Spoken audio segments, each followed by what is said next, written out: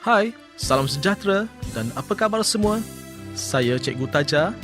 Kali ini, Cikgu akan membincangkan tentang sistem pentadbiran negara di bawah tajuk Institusi Raja Tonggak Kedaulatan Negara bagi mata pelajaran Sejarah tahun 5. Di akhir pelajaran nanti, anda semua akan mengetahui maksud raja dan kerajaan serta konsep daulat dan derhaka.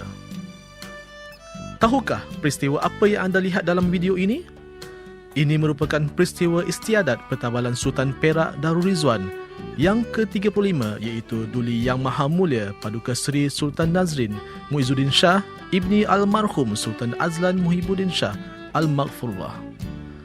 Pertabalan ini telah menjadi amalan sejak abad ke-16 lagi. Negara kita telah mengamalkan sistem pemerintahan beraja sekian lama sejak zaman pemerintahan Parmiswara sebagai Raja Melaka yang pertama dengan gelaran Raja Iskandar Shah. Apakah yang dimaksudkan dengan raja? Raja diistilahkan sebagai ketua pemerintah. Berdasarkan kedudukan istimewa raja sebagai ketua tertinggi, setiap rakyat dituntut menumpahkan taat setia kepada raja dan negara tanpa berbelah bagi. Apakah pula yang dimaksudkan dengan kerajaan? Kerajaan adalah satu badan pemerintah yang mentadbir sesebuah negara. Dan apakah pula yang dimaksudkan dengan demokrasi berparlimen? Demokrasi berparlimen merujuk kepada pemerintah yang dijalankan secara perwakilan atau wakil rakyat yang dipilih melalui pilihan raya. Institusi raja telah wujud di Malaysia sejak sekian lama sehingga kini. Institusi raja merupakan tonggak kedaulatan negara. Suatu masa dahulu, ketika diamalkan sistem pentadbiran kerajaan Melayu awal, raja atau sultan memiliki kuasa mutlak dalam semua urusan sama ada pentadbiran, undang-undang, ekonomi dan agama. Namun, pada masa ini, sistem pentadbiran yang diamalkan di negara ini telah berubah kepada sistem demokrasi berparlimen yang berteraskan rakyat. Malaysia ialah sebuah negara yang mengamalkan sistem demokrasi berparlimen di bawah pentadbiran Raja Berperlembagaan dengan Seri Paduka Baginda Yang di-Pertuan Agong sebagai ketua negara. Parlimen ialah institusi perundangan tertinggi di dalam negara yang menggubal undang-undang.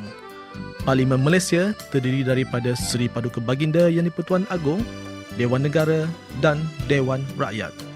Ahli parlimen yang turut menganggotai kabinet dengan diketuai oleh Perdana Menteri bertindak sebagai penasihat kepada Yang di-Pertuan Agong dalam urusan pentadbiran negara.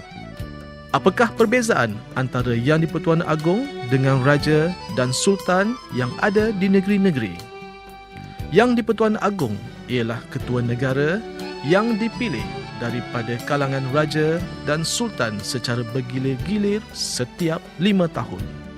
Kesimpulannya, raja atau sultan ialah ketua bagi negeri manakala Yang di-Pertuan Agong ialah ketua bagi negara. Institusi raja telah membentuk satu sistem pemerintahan yang kukuh dalam sejarah tamadun manusia. Kedudukan institusi raja bertunjang kepada rakyat yang mendaulatkan raja mereka. Bermula dengan Kesultanan Melayu Melaka sebagai kuasa pemerintah yang mentadbir kerajaan, kesinambungan daripada sistem ini telah menubuhkan beberapa negeri di tanah Melayu yang diperintah oleh raja-raja Melayu. Ada antara kesultanan tersebut bersusur galur daripada Kesultanan Melayu Melaka. Sekarang, cuba anda senaraikan beberapa buah negeri yang mempunyai raja. Ya, betul. Negeri-negeri yang mempunyai raja ialah Perak, Pahang, Johor, Kedah, Selangor, Kelantan, Terengganu, Perlis dan Negeri Sembilan. Kewujudan institusi raja berkait rapat dengan konsep daulat dan derhaka. Perkataan daulat berasal daripada perkataan Arab iaitu daulah yang bererti kerajaan atau negeri. Daulat juga bererti kuasa atau hak tertinggi seseorang sultan untuk memerintah sesebuah negeri atau negara. Daulat melambangkan kekuasaan yang dihaskan kepada raja. Negara yang berdaulat bererti negara yang mempunyai hak untuk memerintah. Daulat bertujuan memberi penghormatan tertinggi kepada raja di samping untuk mengawal para pembesar dan rakyat supaya taat kepada raja. Derhaka bermaksud tidak taat atau khianat kepada negara atau pemerintahnya. Rakyat yang melanggar perintah atau suruhan raja dianggap menderhaka. Orang yang menderhaka kepada raja akan ditimpa tulah atau malapetaka. Seorang penderhaka boleh dijatuhi hukuman bunuh.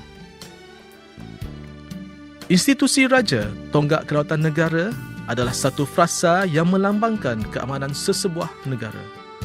Sebagai rakyat yang bertanggungjawab, kita dituntut menumpahkan taat setia kepada raja dan negara. Akhir kata daripada cikgu, sayangilah negara kita dan kekalkan perpaduan. Semoga berjumpa lagi. Bye.